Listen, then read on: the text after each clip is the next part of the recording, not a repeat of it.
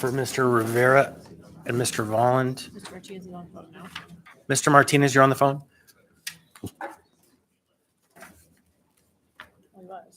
Did we lose you? Are you muted?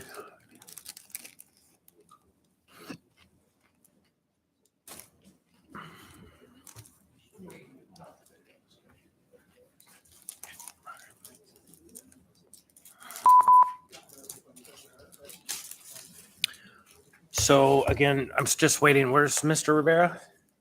Around the corner. Let's just get started. He'll miss the boat for this part. Ms. Bonzoff, break is over. Thank you, sir. Our next. Your call cannot be completed as dialed. Please consult your directory and.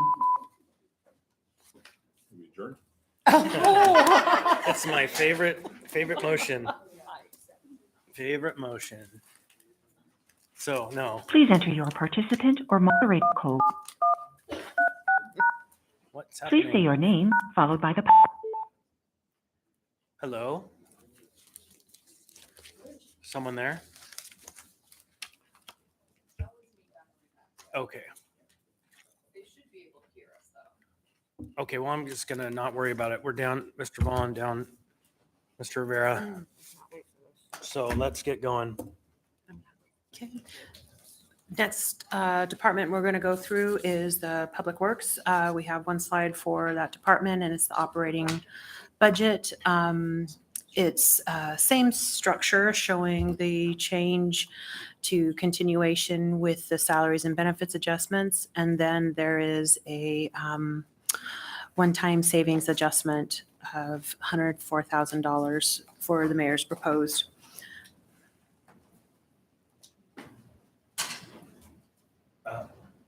Ms. Alto. All right. So I think that the example I was trying to use with Mr. Braniff is actually coming true perhaps here. There's only one position in this department. It used to be you, Mr. Colhase. It has been vacant, and we know that it's been vacant. We are saying that at least half of next year, based on the salary projected, we will be filling that position, meaning that while it is in the 2023 revised budget as a $237,000 position, in 2024, it is budgeted as $133,945. So I'm a little bit confused. Is the intention for this position to be a $237,000 position, which was what it was budgeted for in 23, or is it, which creates a 24 continuation level of $237,000, or is it meant to be a $133,000 position? Because that's what will continue in 2025 if this cut goes into effect. Through the chair, if I may, members of LSL. So I see your reasoning. I think that taking it a step back and looking at it more broadly, as I understand your concern is that cutting that in half means the tax cap is reduced, the ability to tax is reduced by that amount. But in the holistic view of all the departments across the city, the administration can make choices in 2025 as to where they want to, what positions, what departments, what programs they want to, the administration desires to continue funding, or where some of those carryover impacts might be absorbed in 2025. So 2025 is a ways away, but I would presume that we would continue to find value in the Public Works Department position, and it may well be funded 100% in 2025. For 2024, it presents an opportunity for $104,000 in savings. So we might be setting up the decision point in 2025 to have to take from a different department in order to fully fund Public Works. Yes. Yeah, so steal from one department to fund the other. Yeah, I'm not comfortable with that. Thank you. Ms. Brawley. Yeah, thank you. I'm still trying to understand the org chart, and I know we don't have time to get fully into that, but I remember there was a reorganization under a prior municipal manager, so not you, Mr. Colhase, but can you guys maybe describe what the Public Works Department does, or this position, I should say. And then there's also the Community Development Department. So it seems redundant, but I know that we've had both. So maybe just briefly kind of explaining how things were before and how they are now, and setting aside the future issue. Through the chair to Member Brawley, I'll start, and then Lance has more history with the municipality than I do. He can weigh in if I leave some things out.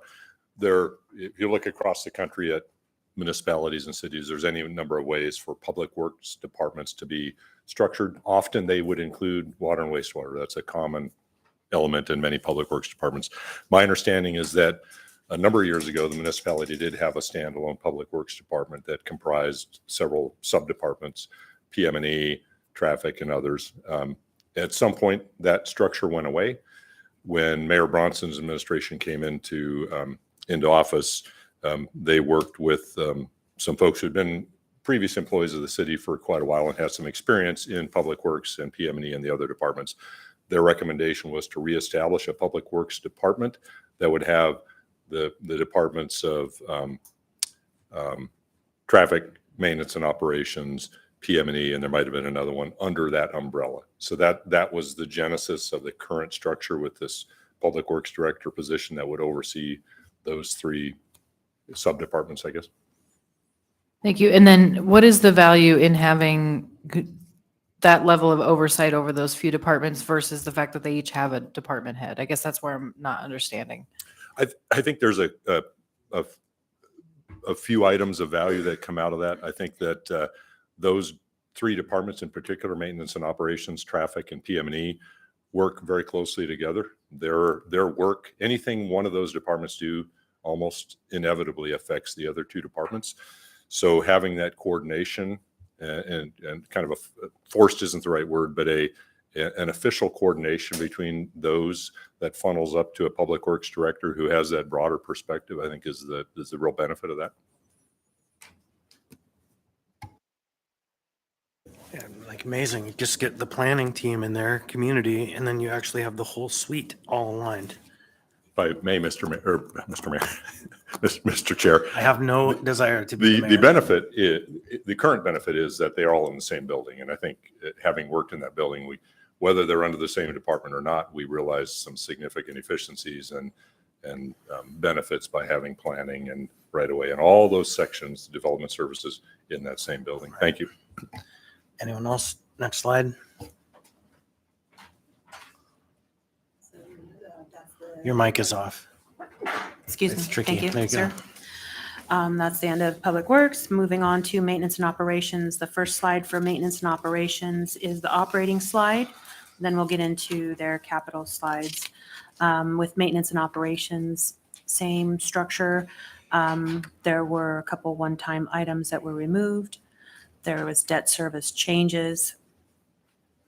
And the standard changes in existing programs, including the GASB 87, and then going to the proposed budget. The mayor's proposed budget includes the O&M for voter-approved bonds, $1.5 million for snow removal, $75,000 for pothole repairs, and then the Girdwood Board's requested budget. All right, a couple questions. Go ahead, Ms. Alatal. Thank you. So I see here the 2023 contractual snow removal support services that was done at 1Q was reversed, and that's typical. And now we're adding back in 1.5 million. So that's a $500,000 increase to snow removal. Tracking? Yes? Okay, great. Always want to check my math. So what we learned last year on the eve of passing the budget is that the cost for snow removal had gone up, and that we hadn't really anticipated that in what we had in the budget. Is with the $500,000 increase for snow removal, would we be on track for 2024 to cover our needs? Any anticipated cost increases, the ability to ensure that we have the ability to hire plow operators, all the pieces. Is this going to be sufficient? Through the chair, yes.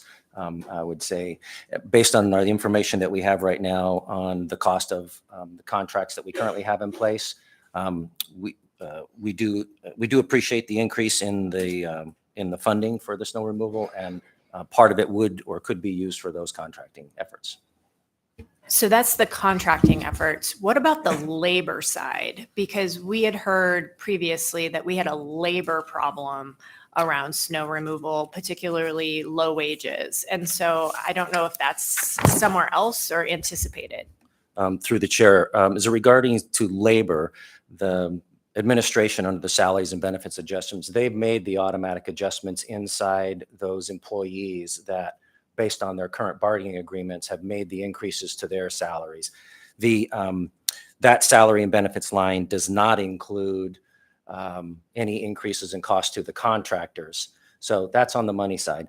The availability of employees, whether they're our ability to hire those or whether they be contractors to do that. I know that both all through maintenance and operations, and particularly streets, we've been very active and pretty successful in bringing on new folks inside street maintenance. I know that the 3 superintendents have been actively doing some interviews. Shay may have some better sense about kind of where we are, but I think out of 153 employees for the entire group, we're probably around 15 to 20% at any one point in time. But generally, we're doing pretty well for those positions, at least right now we are. Thank you. And I guess to be more specific, it was an issue with the operating engineers. They told us that the wages weren't high enough to recruit enough folks, and like state DOT managed to grab a bunch of plow operators that we were unable to get. And so did that ever open back up as a conversation with them about the wage rate with the operating engineers or Local 71? Sorry, I might have the wrong union. Yeah, through the chair, Ms. Zalatel, I do not know if those negotiations, actually, I think the operating engineers might have just recently closed, but I'd have to check with the HR, or maybe manager knows as well. Thank you. Through the chair, I don't remember the status of the current agreement with the operating engineers, but I can say that we have not reopened negotiations with them on pay yet. Right, thanks. Ms. Brawley. Yeah, thank you.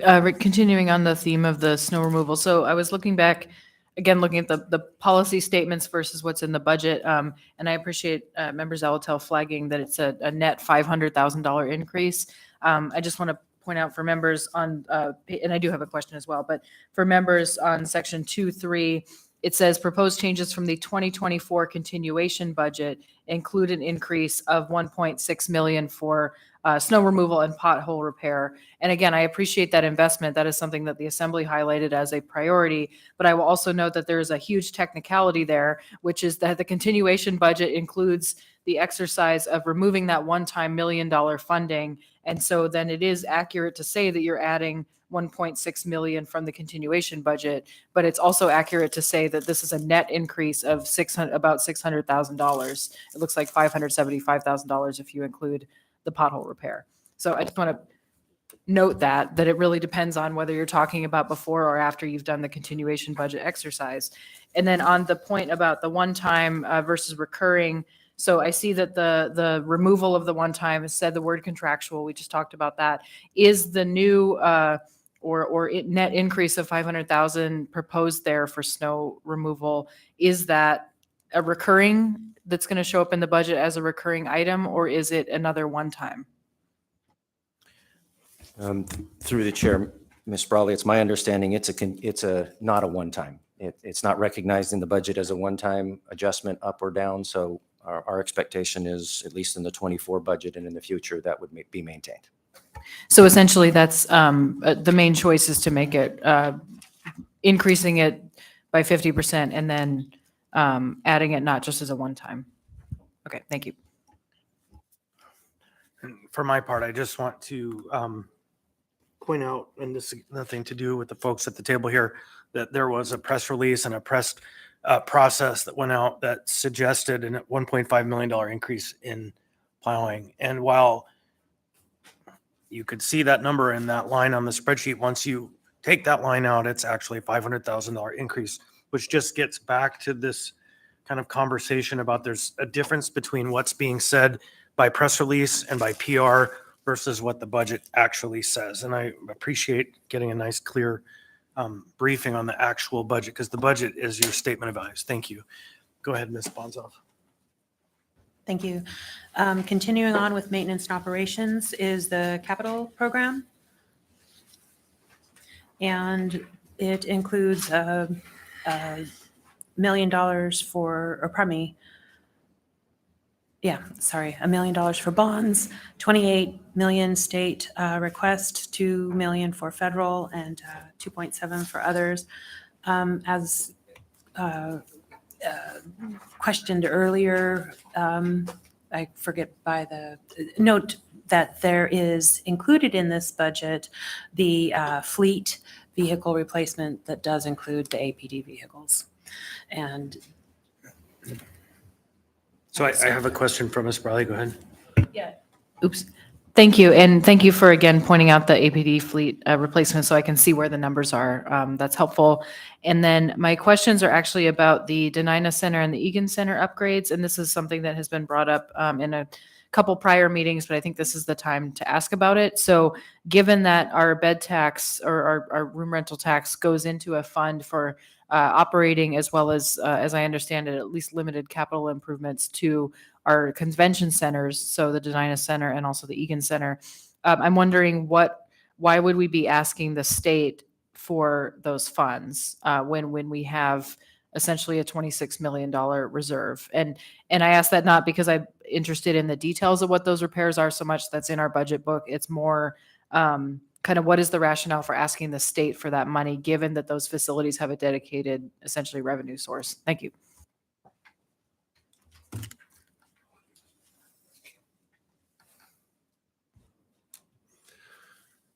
Through the chair, Member Brawley, I'm shaking my head at my light, not at you. I think some of those questions might be at least partially answered on the work session on the 27th when Renee Stewart, the manager of those contracts, is here. But I think probably the general answer is that the needs outweigh the revenues from the the revenues that the Denina Center and the Egan Center have available to spend. But we can verify that for you before the next work session. Yeah, thank you. And I'll just add, it would be helpful to understand in what circumstances that capital reserve fund can be accessed, because that's what I'm referring to. But again, for another time, it's fine. Thank you. A pretty specific question. I think it was last year's budget. I asked the question, do we know what's happening with the lighting at the Denina Center? Because there is one broken lighting fixture series above the public art that's there, and it continues to be burned out and a failure to maintain the public art that's in that building. And it's a sad thing because the lighting is actually one of the key elements. If I may, Mr. Chair, I do know that we have dance floors coming, so you'll be pleased to hear that. Okay, great. Love to hear it. I think Shay may have some information on the lighting. You and I talked about it, Right. and it is on our radar. Wonderful. I'm just going to always keep pushing on that. Okay, Ms. Zalatil. Thank you. One that really catches my eye, actually two, is major municipal facility roof replacement as well as major municipal facility fire alarm system panel replacement. I guess I'd like to know what year those are slated for, like how urgent are those needs? Through the chair, two members, Zalatil. We have a list of the major municipal roof repairs. We have roofs ranging anywhere from 10 to 20 years past their useful life expectancy. So these are things that we need to get replaced. They may not necessarily be leaking today, but they're imminent. And this would be for a facilities bond, correct? That's the vehicle for this bond for maintenance and operations is a facilities bond? Through the chair, Ms. Zalatil, we're not proposing a facilities bond in 2024. The only bond that would be related to fleet. The rest of these are state grant requests. Yeah, I understand. But typically, if you were going to do a bond for these types of items, would it be a facilities bond? Through the chair, yes. Okay, so I see some of the rationale perhaps for putting them in the state column. Our facilities bonds don't often, they aren't often successful. But I would like us to really think about what's the backup plan if the state doesn't come through, if we've already got roofs 10 and 20 years beyond, where they need to be, because I'm not very optimistic that the state's going to come through with this kind of money. Thank you.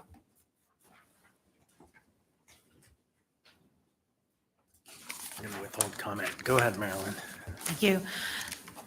Thank you, Chair. The next department, that's the conclusion of the Maintenance and Operations Department. The next department we'll review is the Project Management and Engineering Operating Budget. With this budget, it had an increase for the continuation labor and then a reduction to non-labor. Ms. Zalato. Thank you. Are there currently any vacancies in PM&E? We have two, and both of them are a result of recent people electing to take another job in another location. One of them has to do with, helps us with our streetlight engineers, and then the other one is a private development, the vacant position. We actually are, we have a job posting right now for a land surveyor, Oh, that's right. and we're getting close. And let's see, do we have another, well, Then Stevens. the PM&E director. Julio and Steve coming up. I'm acting currently. So I think we have three: a surveyor, private development, and a gentleman who was helping us with our streetlights. If I may, to members Zalato, those vacancies, none of them are, be careful, I don't believe any of them are funded with operating funds. They're bond funded positions. So just for full clarity. The director position as well? Yes. Correct. Bond funding. Oh, unique. Thank you. So then what's the reduction? Then what's the reduction to non-labor? That's my other question. Do you want me to answer that? In our watershed management services under PM&E, this is going to be a reduction for what we use in consulting services to investigate illicit discharges, pollutants, cross-connection concerns in our stormwater system. So So it's a reduction in contractual services? Correct. Okay, because it says non-labor and usually we just see a reduction for contractual. So it's thank you. contractual, yeah. Anyone else? Nope, go ahead. Thank you. Next slide is continuing on with project management and engineering. And it's actually the next three slides are the listing of the capital projects for this department. If we go to slide 36, you can see the total budget, or if you want to go through each slide, the total bond request is 45,800,000. State request of 78 million, and then federal and other request in here also.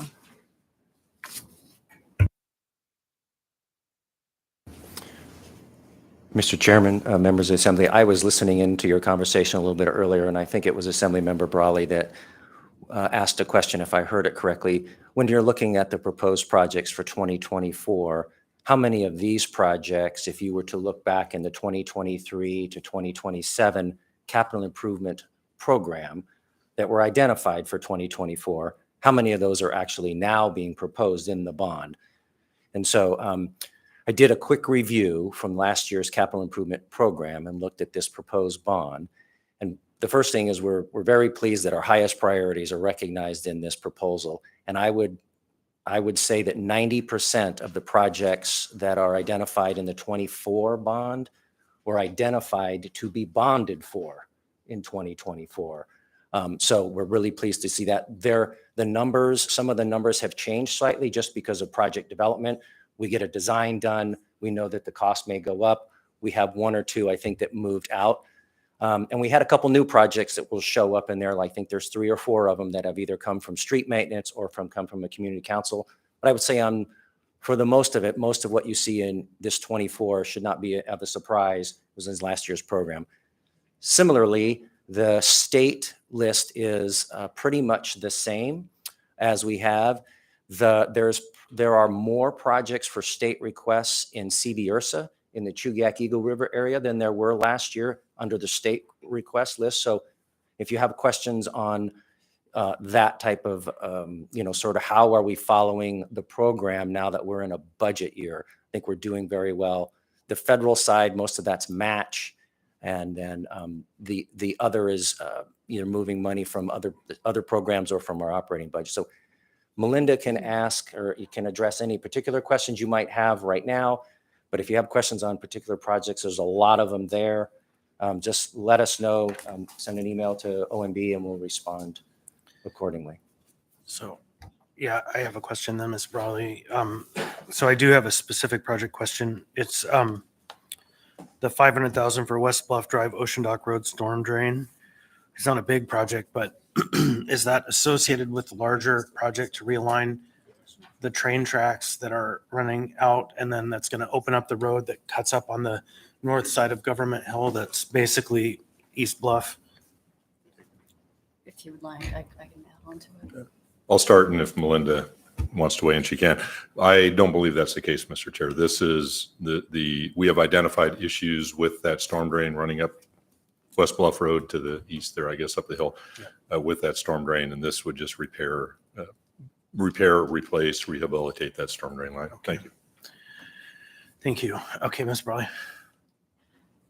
Yeah, thank you. I have a question, and actually it is a question that Mr. Johnson raised in the legislative committee meeting Wednesday. And I think it's helpful to understand generally. So we were looking at basically on the first slide of projects, the Subursa, there was an aquifer study and a drainage plan.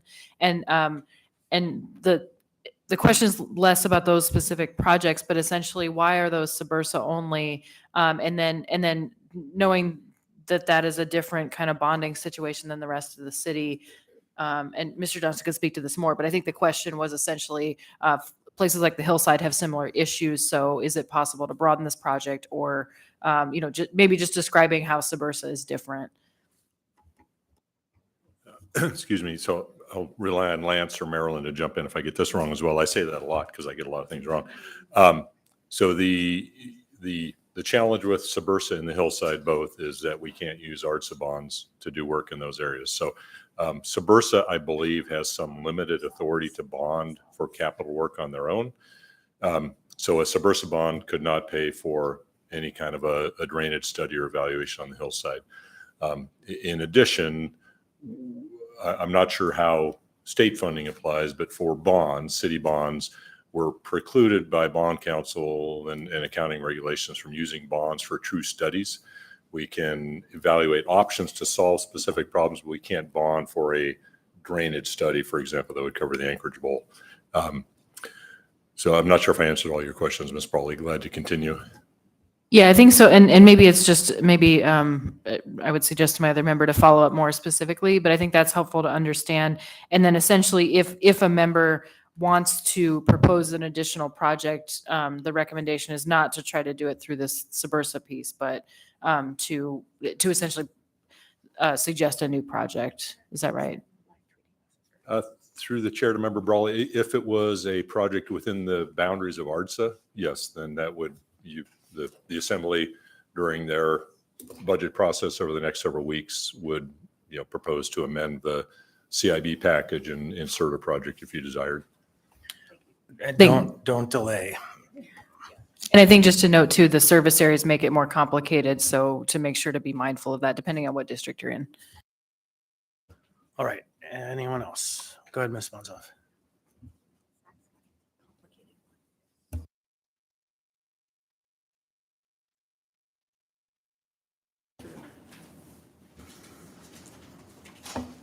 Mr. Chair, Yes.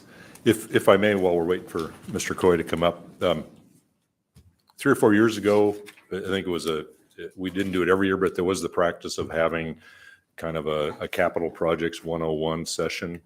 It was generally led by PM&E. Gary Jones is kind of the resident expert, and we would meet with assembly members typically in the January, February, March timeframe, not so much to talk about specific projects, but more about the process, the restrictions, the service areas, the inability to bond in Girdwood and other areas with art, or do work with arts and bonds in those areas. So be more than happy to put that back on the calendar in the January, February timeframe. I think Sure. it's helpful for We everybody. can do it at a rules committee. I just need you to send an email that asks for it and we'll get it set up. Okay. Yep. We're doing a number of training opportunities in the near term. New members. Go ahead, Ms. Bonzoff. Thank you. The next department is traffic engineering. The changes include adjustments to debt service, the salaries and benefits continuation adjustment, and then an adjustment to the paint and sign shop supplies in regards to cost increases. For the proposed budget, there is an addition of an inside lead man position and also a reclass of a different position. Some of this activity may be considered funding due to an increase in the anticipated state traffic signal revenues.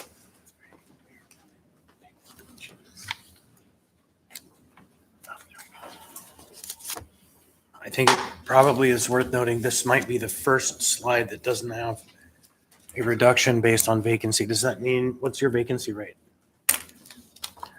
So we just had one vacancy added on where a staff member is going out of state. And then we have a second vacancy. So we basically have Two. 2 out of 31 or 32 staff. So pretty low. Something's going right. Thanks. Go ahead, Ms. Alto. Yeah, so what's going on at the paint and sign shop? Seems like it's busy. Yeah, so the paint and sign shop is working hard every summer, especially trying to get paint on the ground in the short painting season that we have. Over the last decade or so, the number of signs and the amount of striping has been increasing and staffing levels have not. And so this position will help to offset some of that extra effort that we have going on there with regards to those efforts. That makes sense. And then is the supply cost increases, is that concurrent with the additional work you plan to do when you have more people on, or is that just like inflationary cost or a mix? Primarily inflationary cost. And I will correct that cost increase also should include our signal maintenance shop. So it's both of those groups, our staff that are on the ground doing maintenance work. That covers both of those groups' cost increases, primarily inflation. Okay, thank you. I probably missed an opportunity for a question with the previous folks that were here. And Ken, I keep asking you this and you keep answering and it just doesn't stick. How are we managing streetlights? And where does it show up in the budget? Because, and who can I call? Like, where's Ghostbusters in this municipality when it comes to lights? I'll start. And You call me. For streetlights. if you have questions about streetlights, call Lance. So there's a broad, the answer is long and I'll keep it short. Streetlights in Anchorage are owned by typically 3 entities: DOT, municipality, Chugach Electric. Used to be 4, ML&P, Chugach absorbed theirs. So we're responsible for streetlights that are owned by MOA. We also pay electricity for some Chugach Electric streetlights. I think that we have historically, in the long past, assumed some responsibility for the utility costs. Street maintenance has historically had a day labor contract in their maintenance budget to do the very specialized work. If a streetlight gets knocked down, they've got the electricians and the training on staff that the contractor did to come in, make it safe, repair it, replace load centers that might be damaged or out of date. A couple of years ago, during the tenure of Stephanie Mormillo as traffic engineer, Paul Van Lanningham, and I talked about how where that best should live. Paul wasn't really interested in managing that contract for valid reasons. So we, at that point, made the decision to move it over into PM&E. And we hired an engineer to manage that program. He brought some electrical engineering skills as well as program management skills. He was managing the contract. Unfortunately, he just resigned and took another position. So that's one of the positions that Melinda mentioned was vacant. So right now that position is vacant. We still have a day labor contract to manage streetlights. Calls for down poles and things like that would typically go to street maintenance, and they will dispatch through PM&E to our contractor and get them out on the ground. So kind of a convoluted answer. We can get you more information if you need it. But to put it simply, Lance, if you're one of us that wants to call about something specific, or the street maintenance phone line, and leave a message, and If there's someone will call if the you. pole's knocked down, if the light is out, I would call the street maintenance dispatch line, which I don't have memorized. If it's a question about getting a new street light installed in an area where there isn't one, how do I get a string of street lights installed, things like that, that would go to the Okay, Lance and well, my default answer is just going to be Lance for any of those, but that's okay. You all have heard, now go to street maintenance if you have a issue, and then Lance if you want to talk vision. Okay, thank you. Sorry about that rabbit hole. Go ahead. Thank you. Next slide is a traffic engineering capital project list, which includes $1.5 million proposed for bonds and $2 million proposed for state funding. Ms. Brawley. Yeah, thank you. So I'm looking at school zone safety and traffic calming. And then, of course, those of us who have been on the community council system or on this body for a while know that traffic calming is always probably the top thing you get contacted for. My question is more historically, and probably Lance can answer this, because I see we're asking for 500,000 in bonds, or yeah, 500,000 in bonds, and then a million from the state. Given cost increases and everything else, I would assume that we get less traffic calming interventions for that money. So is there a proposal to increase that, or could you describe kind of if that's increased over the last 5 years? Thanks. Well, I'll start and I'll let Mr. Coy jump in. We were actually, traffic department was very fortunate last year to receive a significant amount of state grant funds for traffic calming. So they're working on those priorities. And that's one of the reasons why the amount that we're asking for in this bond isn't as high for this particular year, because we do have a lot of work in place. But I will say the state's amount of contributions to the traffic calming program kind of comes and waxes and wanes, and sometimes, but generally as a group, they are supportive of it. And then when we do get it on the bonds, as you just stated, the community councils are popular, but it's a request based on the work and the money that we have and what we want to actually be able to pull off in 24. Yeah, thank you. And then can you also comment on the school zone safety? I know that's a separate program, but it seems related to safety improvements. Yeah, so these funding amounts are consistent year to year what we've been getting.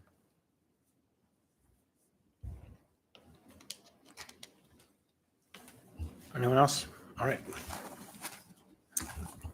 Thank you. Thank you, traffic. Going on to the next slide is public transportation. I believe, We have a question for you, Mr. Rivera. No, not the end. Oh, I'm sorry. Okay. so continue on with public transportation operating. There is an adjustment to debt service. Also an adjustment to the salaries and benefits as per the normal continuation process. And it includes one new position funded with a reduction of non-labor. And then the proposed budget change is the continuation of Route 85 that was previously grant funded. And that's an increase of 11 positions. Mr. Rivera. Yeah, thank you, Mr. Chair. Oh, is there no one here to? No, okay, that's okay. Actually, if I may, I believe Director Acton, Acton yeah. should was trying, we We're provided just ahead a, of schedule. we, Is that what we are? that may be it. I'm here. Actually. Oh, yay. Thank you. Oh, wonderful. I'm here. Great. Thank you, Ms. Acton. So my question is on the 11 new drivers for Route 85. Is that because the funding for is that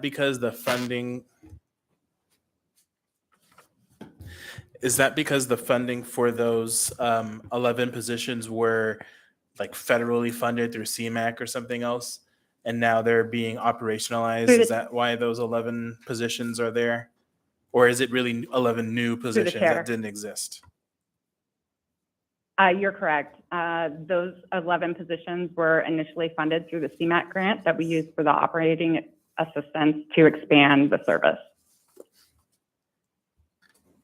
Okay. I guess I'm just sort of curious, is that normal for us not to count those positions as FTEs for transit, even though they're federally funded?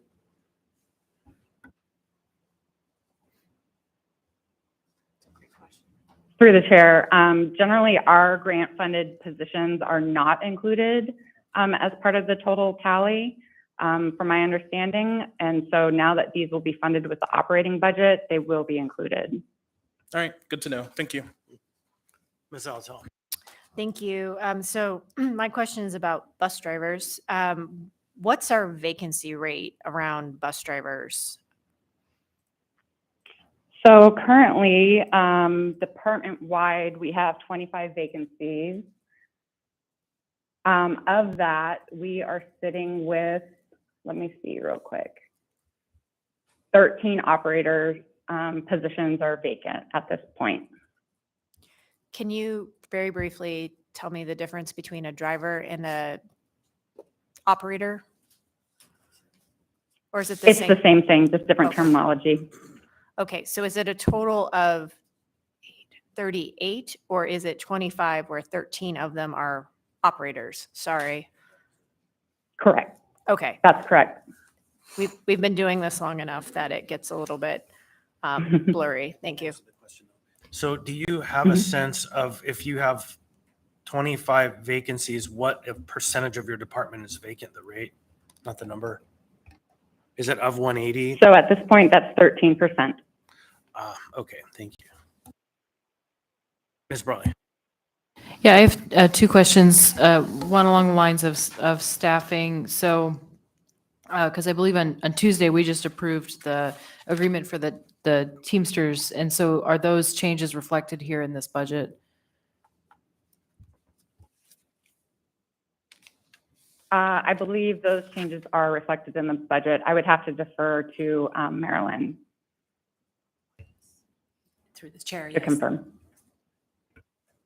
Okay, thank you. So I'll just, we already discussed it on Tuesday, but just to note that I know there was a negotiation, we aren't reopening that, but that those are reflecting what was agreed on and not necessarily all of the requests at the time. My other question is on the continuation of Route 85. So thank you for doing that. I will disclose that is my local bus route. So I appreciate that personally. But also I just wanted to understand, so as you said, this was grant funded and now it's moving into our operating budget. So it's really a choice to continue that service by funding it locally. And then more specifically is 1.2 million, that's essentially what we're looking at. Is that about the average cost of a bus route? I'm just trying to understand, for example, if we wanted to add a bus route in the future, is that the order of magnitude costs, recognizing that different routes might have different costs? Through the chair, not generally. Each route has different nuances, has different capital and operating needs. We have our short range plan, Transit on the Move, that outlines multiple improvements and expansions to the system. And each one of those has a funding proposal or need. And so I would encourage you to take a look at that. And if there's a route that's of any interest, we can discuss that and talk about what the operating and the capital costs would need to be. Okay, thank you. Mr. Rivera. Yeah, thank you, Mr. Chair. Yeah, definitely encourage folks to take a look at Transit on the Move. And it was a lengthy process, and they did take a priority. So it's it's pretty easy. If you take the priority list the way that they have, you just go down 1, 2, 3, 4 and just cross it off. Right now we're on trying to work on priority number 4, which is the 36th in terms of new routes, which is the new route 36 I have.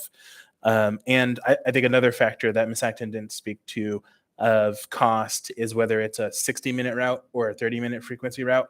And, generally speaking, at least for some routes, really are trying to push them at a 30-minute frequency route to provide better service to our residents. Thanks. Ms. Zolotel. Thanks. Backing up to the contract we just approved with the Teamsters, they said they didn't get the additional holidays this year. Are they contemplated for next year in the contract? Do we know? Or do we need to add in an adjustment for that to happen? Through the chair. Through the chair, I know that they did receive the holidays this year. However, I believe they were worked into the new CBA. Okay, great. Thank you. So, hold on one sec while I do also the thing that's scary to people on the assembly, which is math on the floor. I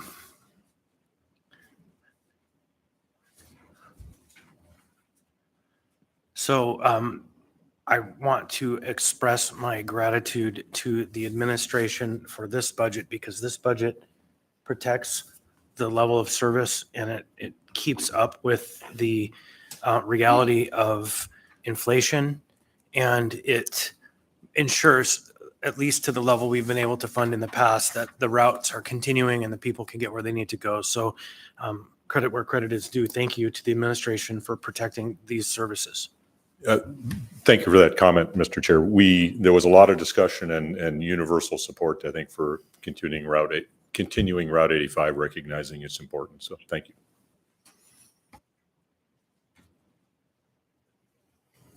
Thank you. Next slide is still public transportation, but their capital project or program. It includes 2 projects, partially bond funding, which is, I believe, their match to their federal, typical federal grants. I don't see any questions. Thank you. So that's it for the Public Transportation Department. Thank you, Jamie, or Ms. Director Acton. Next, we'll go Thank to. Next, we'll go to the finance group under the CFO, or actually the CFO's group. It's a little mix. So next, we have the Chief Fiscal Officer. His operating budget, same structure. We had a salaries and benefits adjustment and continuation, and then a reduction to non-labor for proposed. We are fully staffed after being completely unfully staffed a couple of months back. So we are 100% fully staffed at this point in time. That's a reduction to our contract services type thing. I think we can handle that. That's for any kind of legal or other services that we might need that we can't cover through either public finance or bonding. But I think we can probably handle that particular item. And I would be remiss to put in here, since it affects me, the salary in there for this was prior to the most recently approved assembly memo last week. So the total salary is less than what it would be if that was taken into consideration. So a couple questions. My question for you is, I just heard you say you're fully staffed, which is excellent news. We authorized a series of contracts to provide support for your department in the process of getting the ACFR done, the audits and everything set when we didn't have all the staff. And so what's the status of those contracts? Is there still spending authority under them and funds, or are we done with those contracts? What's going on? Because I love to hear it's back in the house. Chairman Constant, that actually is going to be in the next budget that we talk about, but I can certainly answer the question now because that would be in the finance budget for the controller's department. My knowledge is you approved or authorized 2 million. I don't believe we used any of that through other funding sources. We did go out and get some contracts. As you just recently saw, we had to increase the BDO contract by 95,000. That was covered with unfilled position or within that particular department.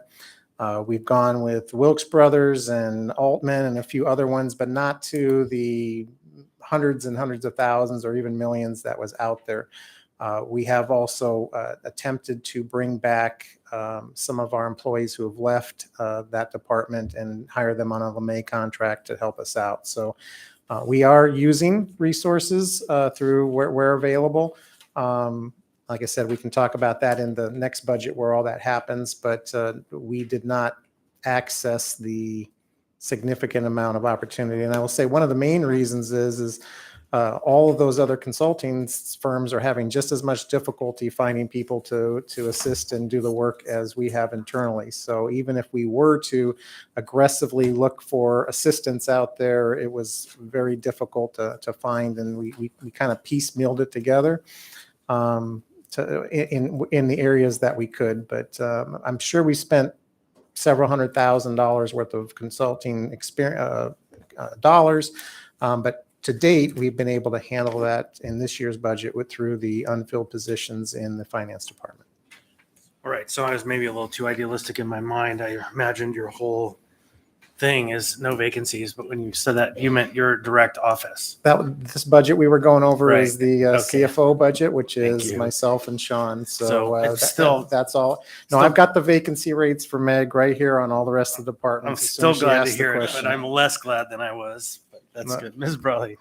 Yeah, thank you. And I'll hold any specific questions on finance to that department. But since we're on the topic of kind of allocating or appropriating $2 million, one general thing I want to flag that I think would be helpful, and perhaps Alden, you could help us with this over time, but other departments as well. So there is a tendency to appropriate money to get some kind of initial estimate of how much is needed. But then I feel like, not always, but it seems like there's been a pattern of not needing or not utilizing that full money. And so I wonder, because the opportunity cost of that is when we appropriate money to something that isn't going to be used, then it doesn't get used by the end of the year, falls back into fund balance, that may or may not be ever used again. And the opportunity cost is that maybe 50,000 could have been carved out for something else. Or so this isn't so much a question, but I just want to flag that it's something that I'm interested in kind of right sizing and helping us on this body understand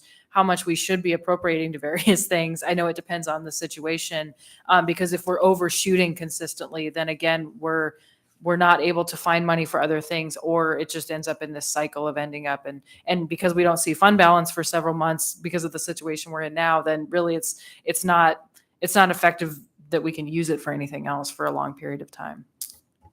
Right, through the chair, Member Brawley, on this particular situation, it was authorized 2 million. So there was no money tied up. Marilyn and I had several conversations that if we needed to access that, we were going to work with OMB to identify funding sources across the municipality that we might have been able to pull to actually have a fund cert for that particular service. But so we didn't tie any of the money up for this 2 million. But if we needed to go into that, we would have been using money from other sources to try to cover that thing. But in the end, at least to date, we haven't had to do that.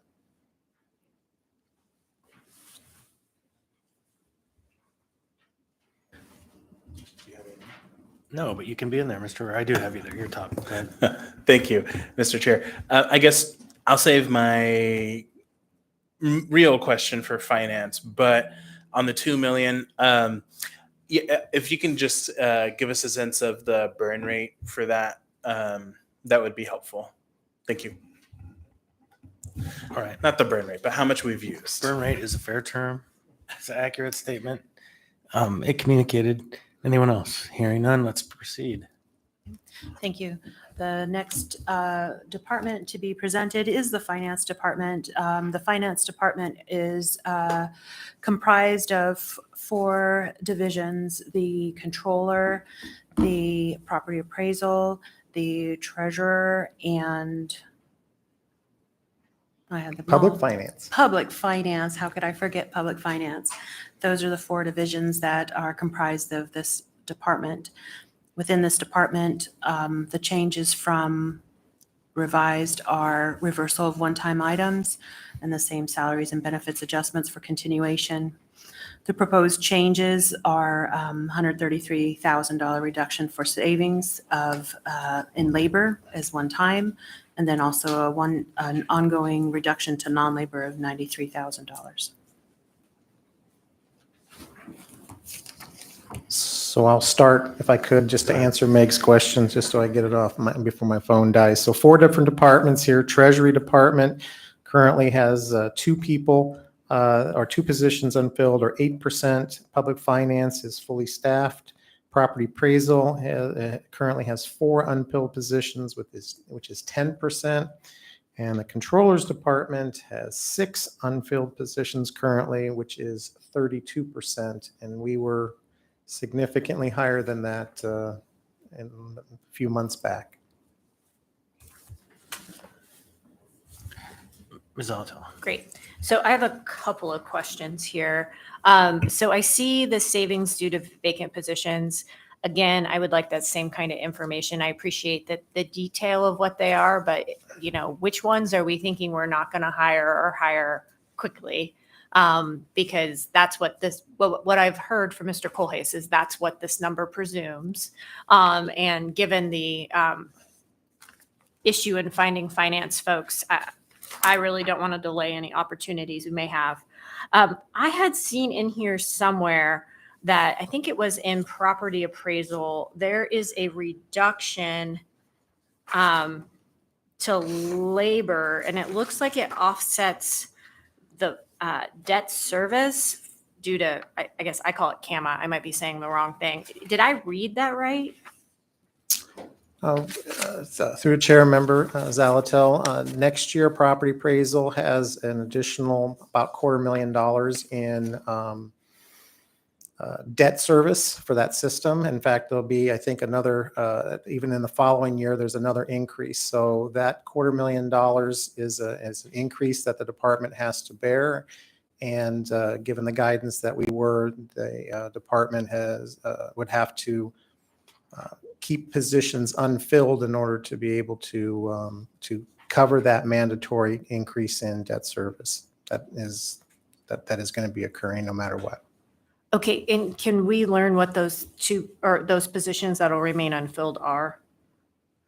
I'll have Jack come up here, but he has a relatively large staff, and the way he has managed them in the past is, as with every department, people do come and go, and the way he has managed it is he has left positions unfilled or unrecruited for various periods of time in order to be able to make up for the budgetary differences that he has to accommodate. So is that kind of a summary?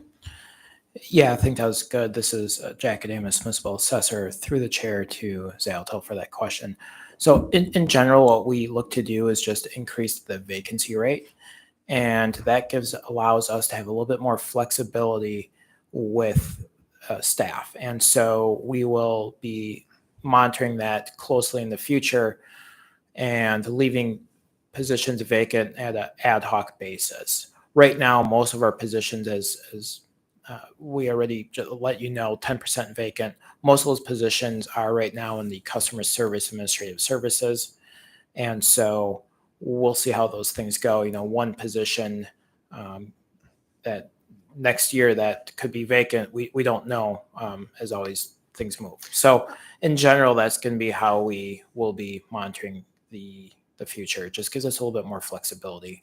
Although I do have concerns when Jack talks to me about this, when we're talking about municipal appraisers and so forth, that's if we don't have appraisers, that's where our revenue comes from, and keeping those types of things. So I am kind of, his department is a revenue generator. So I am a little bit concerned about the vacancy in those particular areas. Customer service obviously is very important with exemptions and abatements and front counter people and so forth that come up. So I am concerned about that. And Jack, can you just spend 30 seconds talking about your debt service, just so that they know what's happening with that next year? Yeah, so I think most of you know, maybe if you don't, I'll be really quick. We recently went live with a new mass appraisal software system.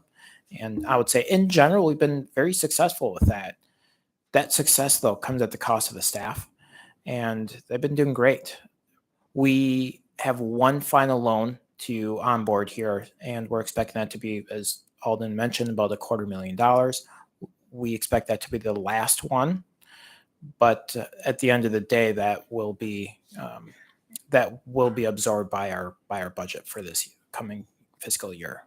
So hopefully that helps clarify. Yeah, it does. Thank you so much. So this is a very expansive budget. So I would appreciate if there are any other instances, because I may not have caught them all, where due to something like increased debt service, we're doing a concurrent reduction for labor. I would like those flagged for us up front. I did also notice in public finance, 100% reduction in travel. It's not a lot of money, but it just isn't needed next year. I'm asking because 100% reduction in anything is an anomalous reduction. And actually, I as Ross is here as well, I actually have a pretty good history on that particular number. A few years back in the Berkowitz administration, the CFO and the mayor at that point had wanted to go down and see bond councils and do a variety of things at that point in time. So travel was put into the budget to accommodate that. That has since not occurred. So we felt that as a part of the budget cut for that particular department, that removing that travel would not significantly impact the department and what they perform. So what direction did the administration give to the finance department for preparation of its budget? Was it continuation, 2% or 4% cut?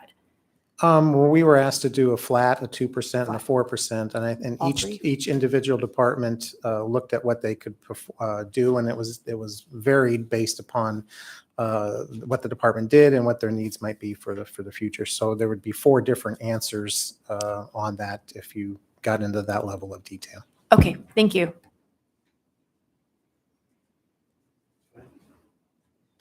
Next slide, we will continue with finance and their alcohol tax component.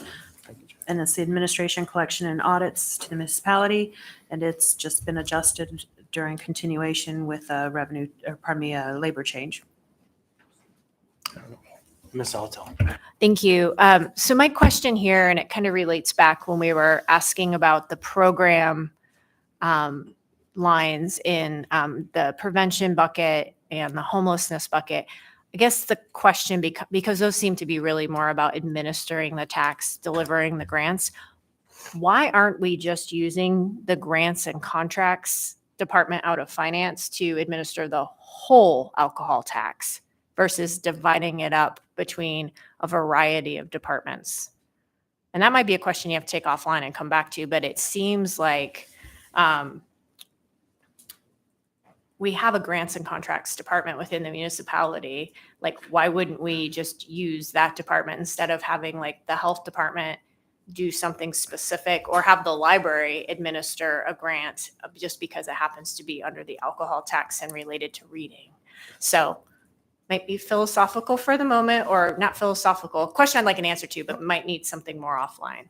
I'm not going to, through the chair, Ms. Zalatow, I'm not going to answer that necessarily specifically, but I do have a few comments to provide. The grants department is the portion of the controller's department that we have the most significant challenges in hiring people. Putting any more, almost half of those positions are in that particular area. So at this point in time, anything grant related, we are severely struggling to find even anybody to even apply for positions. So I am concerned about any additional items that might go with that. And then, they do have to, monitor grants and make sure as you've seen in our audits in the past from BDO, we've had some challenges in that area. So I don't know how we can do all of those particular monitoring things with the accounting department in that particular area. I think we're challenged. That's one of the reasons why on ARPA, we are relying on our contractor to do the compliance portion because of just the amount of work and the amount of necessity to do that. I do want to bring, I brought this up before, and we talk about the controllers department and the challenges that they face. But remember, several other entities all have their own accounting departments, solid waste, for example, and finance, and they lost their CFO. There are many other entities out in the municipality that we need to worry about their finance departments as well. And when they are not being able to staff in those particular areas, it then increases the burden on the internal accounting staff to try to pick up in those particular areas. And when that internal accounting staff is already short-staffed to begin with.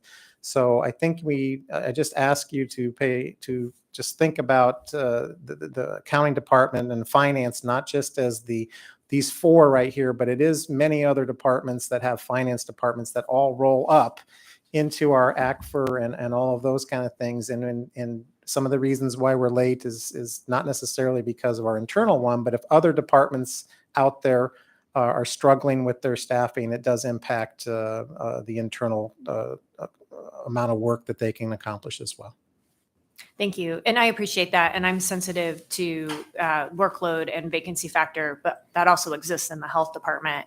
And programmed in the alcohol tax is a little over $770,000 for program operations. And so it wouldn't, should some move, or I don't know, it wouldn't be an unfunded mandate, I guess is what I'm saying. So it's just something to think about, those who are experts in administering grants and contracts, letting the experts do the thing that they're expert at. Thank you. We would love for anybody interested to apply. We have plenty of openings. I like these job More bodies. solicitation. That's the answer. More bodies. Live bodies with qualifications. Thank you. Next. Thank you. That's it for the finance department. Your mic is not on. Thank you. I apologize. That is it for the finance department. And then moving on to the purchasing department, we'll have their operating budget. It does include a continuation salary and benefits increase, and then a reduction in non-labor for the proposed. And they are currently one position. I think she just quit last week. And so they are down, they're at 8% vacancy factor currently because of their small number of staff. And the reduction in non-labor when they needed to look at what their cut was, that 36,000 is currently allocated for the auctioning of cars with grub stake, we collect cars and vehicles for a variety of reasons, and then they are auctioned off. So this would be less auction sales occurring in a specific year in order to be able to, for next year to be able to do that. And that's what that cut was meant to be. Oh, wait a minute. I have to ask about that. So I'm getting tired. It's that time of day. We've been here a long time. But if it's based on less auction sales, isn't it on both sides of the balance sheet? Meaning it's a reduction, but we're not bringing in the revenue, and so it's not really a reduction, is it? It's projected revenue that we're not going to materialize for lack of some kind of activity to generate revenue. Through Chairman Constant, I don't know if the revenue goes to the purchasing department specifically. A lot of these are police impounds and all those kind of things. This is just the area where the contract resides for the grub stake contract. So I'm not really that familiar with the revenue side of the equation, but this is the expense that we would be paying for to grub stake in order to be able to hold these auctions. So then what happens to all of that material and supplies that we don't have an auction service to provide? This is a portion of their budget, so it's not the entire amount that is there. I'm sure we could give you a response on what the impact of this might be, but I know they hold several auctions during the year, and I think the overall budget's like 150,000, somewhere in that ballpark. So Okay, yeah, because the auction services provide revenue. Generally, I mean, we don't just pay an auctioneer to get rid of our goods and then not make any money off of it. So it's very interesting. I would love to understand, Mark, as we will surely hear about this. And this particular budget did not, the director of the department looked very seriously on not impacting staffing. That was the real priority. The amount of volume of work going through the purchasing department has definitely increased, and having any kind of staffing impacts would just make that even more substantial. So this was an effort to look outside of that. Ms. Bradley. Yeah, so I'm looking at on page 6 of the purchasing division detail, and I'm just trying to understand, and this is maybe a good place to ask, what are intragovernmental charges? I know they're in every department, so that isn't necessarily specific to purchasing, but what I'm looking at is essentially 1.9 million budget, and then almost all of it, almost 1.4 million is those intergovernmental charges, and then the rest of it is program generated revenue. So it ends up being kind of net neutral, it looks like. But maybe you could just explain what those IGCs are. And again, not specific to purchasing's IGCs, but generally what those are. That is Marilyn's bread and butter, so I will defer to her. Thank you, Alden. Through the chair, intergovernmental charges are the way that the municipality uses to allocate the cost of services to the service areas that ultimately receive that service. For each, it is a system and a process that starts with service center and the costs, and they're allocated based on certain factors that best represent that service, the cost cause or cost payer relationship with the service areas that ultimately receive those charges. So essentially, and this, I mean, this is an example because it's a large amount compared to what they do generally. So essentially, a small portion of many other departments pay for this department or offset the cost of this department. Yes. Thank you. So that's just something to flag and understand that that's in every department. And then just while we're on that topic, besides purchasing, what other departments tend to have relatively high IGCs? Because I know sorry. Things like HR, payroll. I mean, those departments that are centralized departments that provide resources to all municipal users would be your ones that all get mostly IGC'd out.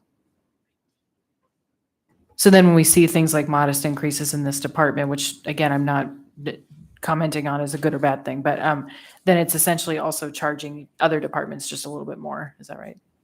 Thank you. Ms. Alatel. Thank you. So I see a salary increase for purchasing at 5.49%. There's 13 employees.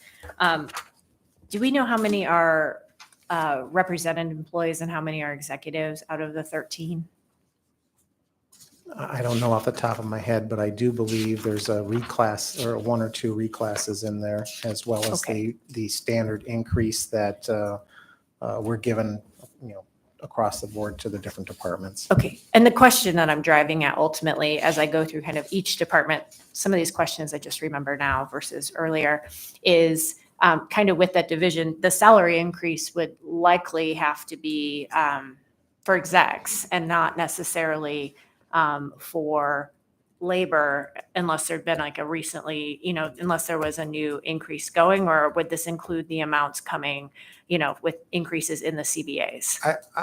This department has, I believe, AMEA Yeah. people, has non-rep, and has an executive as well.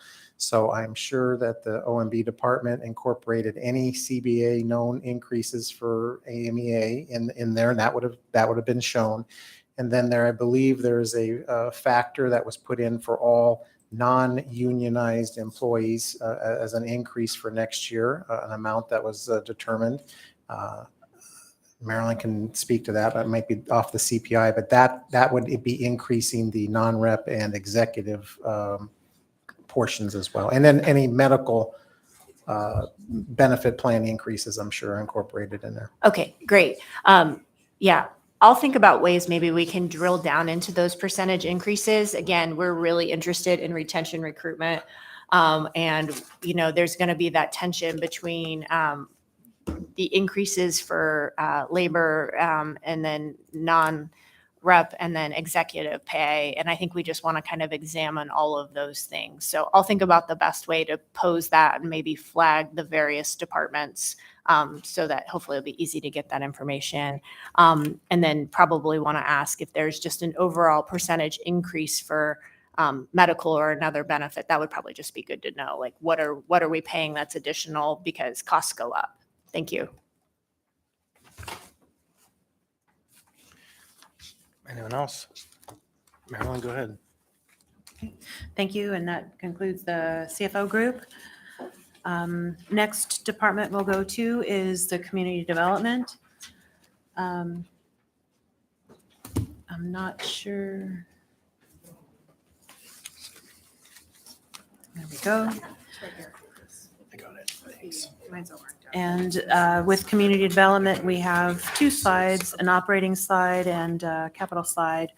For the community development operating, standard debt service adjustment for scheduled debt, salaries and benefits adjustments for the continuation. For the proposed changes in this department, there is a adjustment to show that one engineering tech 2 position is being transferred to direct upon capital funding. And then there's an increase for a reclass of 2 positions. There's also safety training support. And then the Girdwood Service Area Board requested budget change. Myself in here, Lance. Community development includes the planning department, right? Through the chair, the planning department reports to community development. It's a separate department. These individuals here are primarily the folks that help in the public works accounting side of the house. Also, the municipal art that's- curator is in here. So that's I'll bug you about it when we get to the planning budget. okay. Mr. Johnson and Ms. Brown. Okay, Mr. Johnson.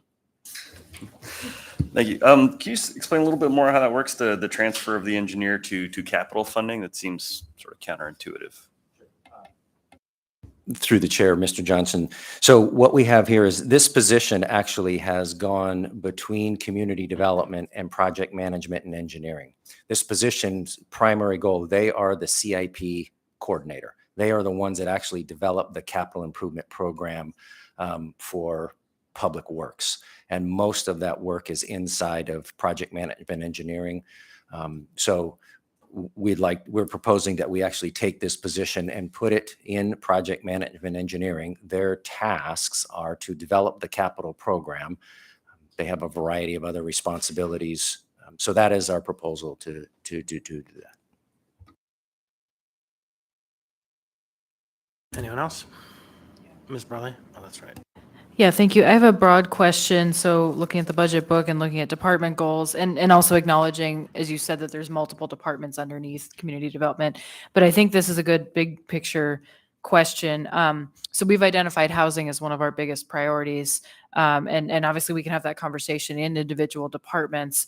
But I'm just wondering, Lance, kind of your big picture view in terms of goals or how it's reflected in the budget, how your department and the ones under you are going to help us work toward those goals, such as, you know, increasing housing, addressing tax incentives, those kinds of things. And I'm getting at the idea of are there things that we could be investing in more within these departments? Through the chair, Ms. Brawley, I think so. The departments that report inside community development the planning department, the traffic department, a little bit of project management, engineering, obviously development services, all of those things, they are responsible primarily for Title 21 and Title 23. So, any support that those departments provide in making adjustments that support housing initiatives is, really sort of on the code side of things and the development side of things. So I think that's where we can assist the most. Anyone else? No. Next page. All right, let's move forward. Okay, next page is Community Development Capital Improvement Budget. It has 2 projects, a 1% for art conservation, funded with other funding source, and then the state request for Mount Iliamna School demolition.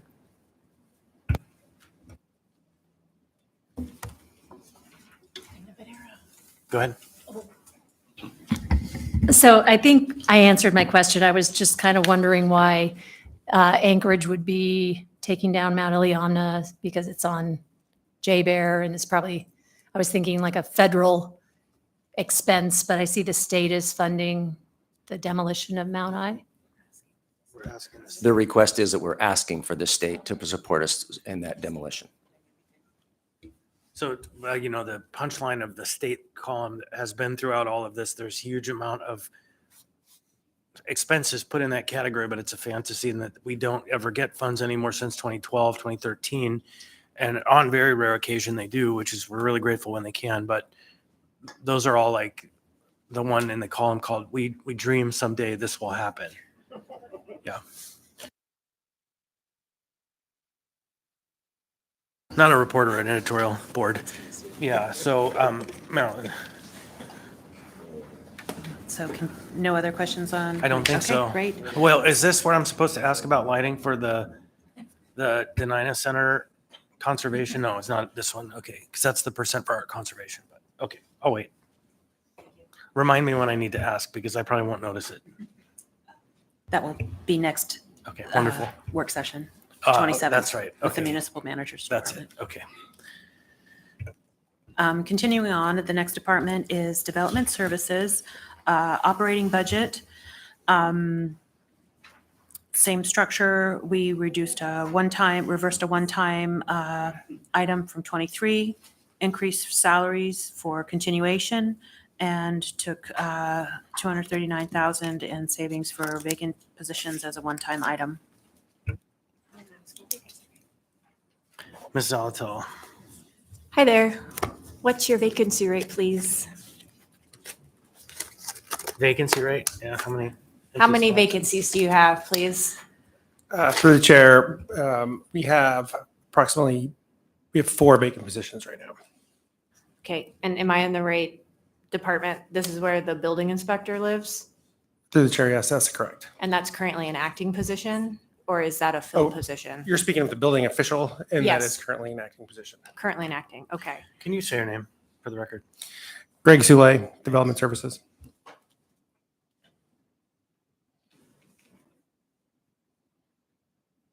And are you currently recruiting for the 4 positions that are open? Through the chair, Ms. Zalatel, they're continually listed, advertised, I should say. All right, thank you. Who is the current building official acting? Mr. Chair, the current building official is Ross Knopfsinger. It's Ross. Okay, thanks. Okay, why don't we proceed? Thank you. Moving on to the planning department. We have an operating budget slide for them. It's comprised of one-time requirements being removed. Salaries and benefits adjustments is actually for continuation, and then no proposed changes. So, okay, go ahead, Ms. Briley.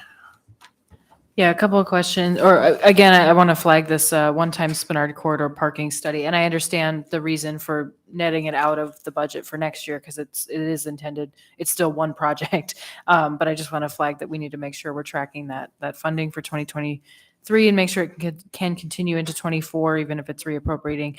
And then Well, one question is the salary and benefits adjustments going down. What is the rationale for that? One more harder. There you go. Thank you. Sorry. Through the chair, Assemblymember Brawley,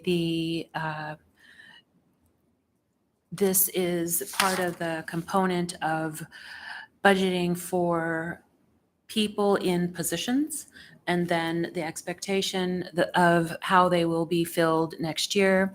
I believe this year we had, and this caught my attention also, and I believe when I reviewed it, it is a matter of positions this year being filled with folks with higher uplifts, that the positions will be vacant next year and they do not have those uplifts.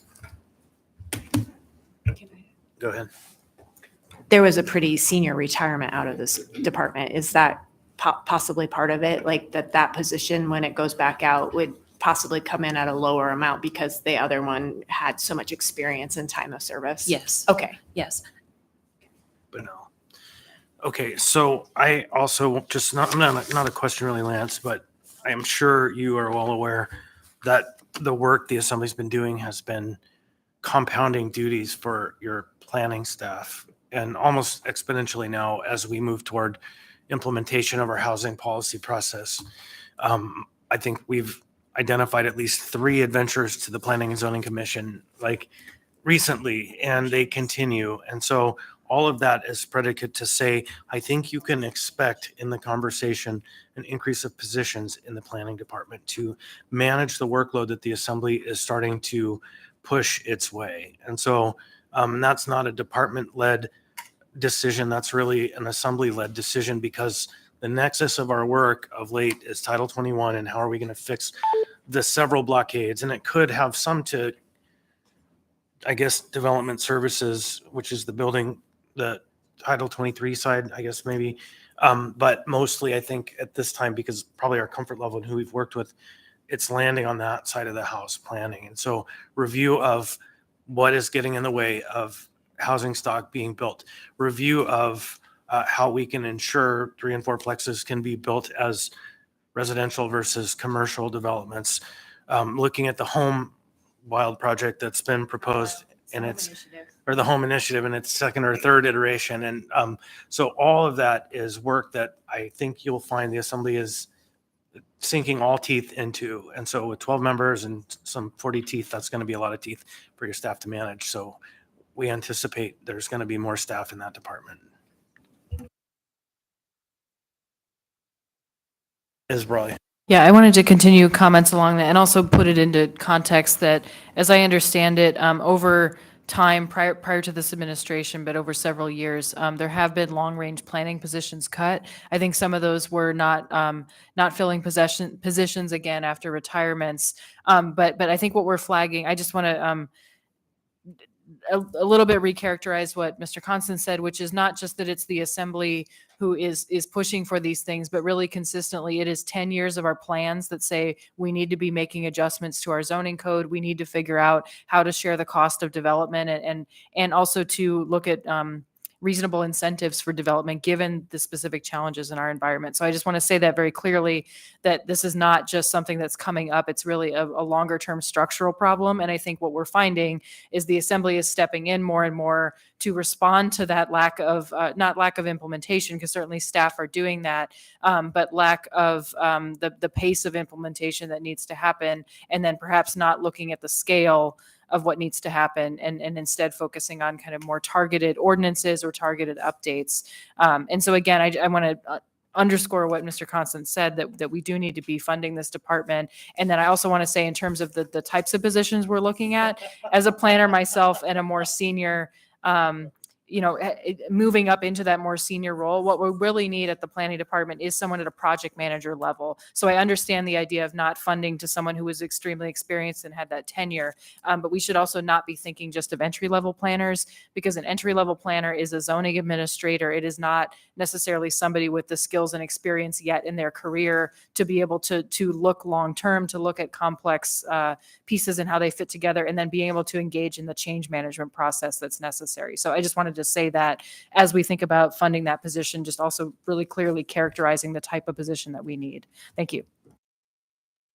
I'm sorry for my outburst of laughter in our email inboxes. We just received a press release from the mayor about his $1.5 million increase to snow plowing, but it doesn't actually mention the $1 million decrease in the same budget. So it's so funny. Thank you. Ms. Bonzoff, please. Thank you, Chair. Continuing on, we are now at the real estate department.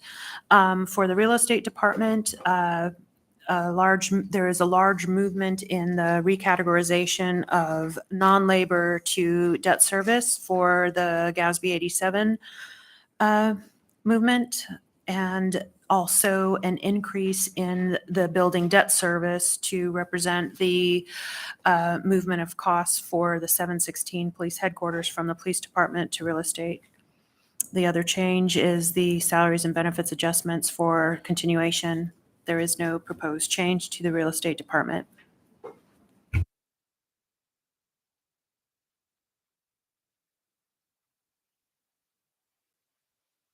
Ms. Altel. I'm surprised we don't have a back out of the one-time funding for the contract for a consultant for Holton Hills. Was that just a miss, or what, did that go to you? But I didn't see it backed out in yours either for community development. Through the chair, Ms. Salatel, I'll ask Marilyn to correct me if I'm wrong, but basically what we did in that one is we reallocated $30,000 from the assembly's budget and $30,000 that was already budgeted from real estate, and then we just put it towards that project. So it was money that was already there. It wasn't one-time money. We just reallocated it for that purpose. That's why. Okay, great.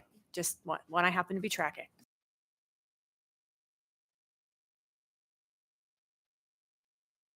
Any other questions? Must be the end of the day. Marilyn, go ahead. Okay, thank you. That does conclude our department presentations. Thank you, Tiffany. To the departments that attended and presented. Next steps are we actually show the next steps on this slide. Currently completing our first work session. We will have another work session on October 27th. The assembly documents that represent these budget items are up for public hearing at the October 24th assembly meeting, and then also at the November 7th assembly meeting. And then the assembly is going to hold, I believe, a work session on November 9th for assembly amendments, and then with the hopes of amending and passage on November at the assembly meeting on November 21st. Going on, next slide does show that all these budgets are available online, and if you have any questions, you may please ask OMB. And thank you very much for your time and attention. So for future reference, industry standard is 6 slides, 6 topics. So this is 51 slides. We can cut it down. So I know you'd probably prefer that. Go ahead. So I have a broad question. Is there any intention by the administration at this point, and I know it can change, of producing a substitute version of the budget? This administration under Mayor Bronson has never produced an S version of the budget, so I'm just kind of curious for planning purposes more than anything. Through the chair to Member Zalatel, I'm not aware of any discussions about that, but I will see what I can find out. And if there is going to be one, we'll endeavor to let you know soon. Okay, it's just easier to know what we might be proposing amendments to as we get closer to that amendment timeline. Yep. I would just put a caveat on that. If there is going to be one from the administration, you'll let us know. Yeah. All right. Anyone else? Mr. Myers? I just want to say thank you, Marilyn. You did a great job. These binders are fantastic, and it's a lot of information. The first time I've gone through this as well, so thank you. And you didn't have to talk. Yeah. Exactly. The team is a lot of work from a lot of people in the entire city. Thank you. And 15 minutes early, which is a small miracle. This is a work session, so we don't have to do audience participation. Why don't we go ahead and adjourn? Great. Reclaim your weekend.